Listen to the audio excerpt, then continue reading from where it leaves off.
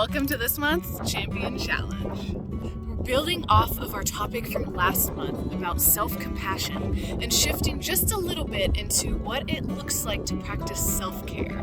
Well, it's a little bit windy out here, so I'm gonna head inside. Come with me. Much better. More specifically, we're talking about how to use our breath for self-care. Do you know what your breath feels like? What does it sound like?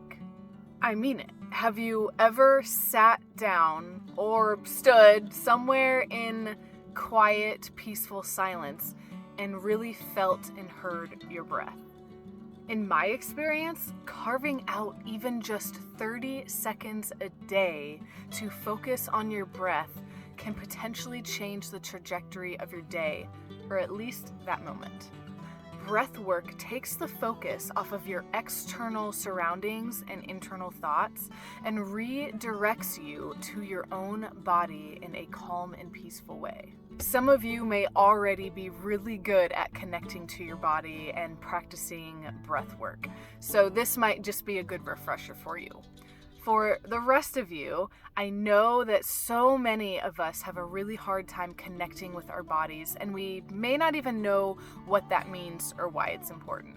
When you really think about it, our body is literally the vessel that we're going through life living in, and so many of us live disconnected from our bodies. So, how about we take just a few minutes to focus on what it would be like to connect ourselves to our bodies and see what we think.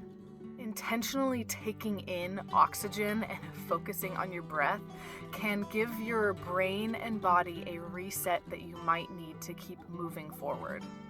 Breathing techniques where you breathe out longer than you breathe in can calm your nervous system, slow your heart rate, and rest any anxious thoughts or feelings. So here's a tool I've been practicing when I need a reset and give my brain and body a little bit of a break. I call it 3, 4, 5. You breathe in for 3 seconds, hold your breath for 4 seconds, and breathe out for 5 seconds. Let's do this together right now. Are you ready? This first time, I'm going to talk you through it. Then we'll do it one more time all together. No talking, just breathing. Sound good? Breathe in for 3 seconds. Hold for 4 seconds. Breathe out for 5 seconds. One more time together without talking. Let's go.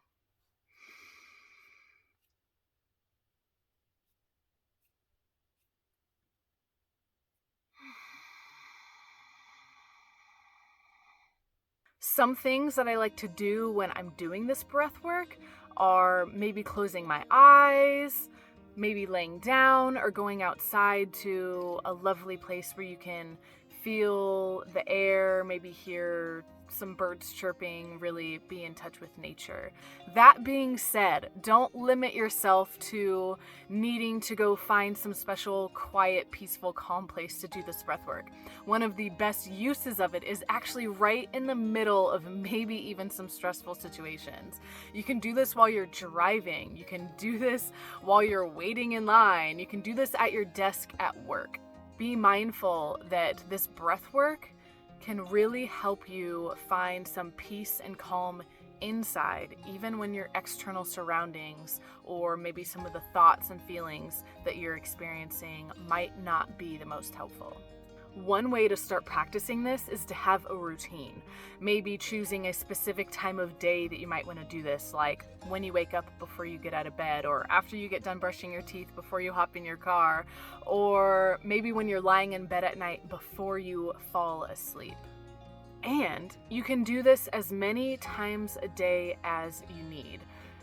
And if you need to do it a few times back to back, that's okay too.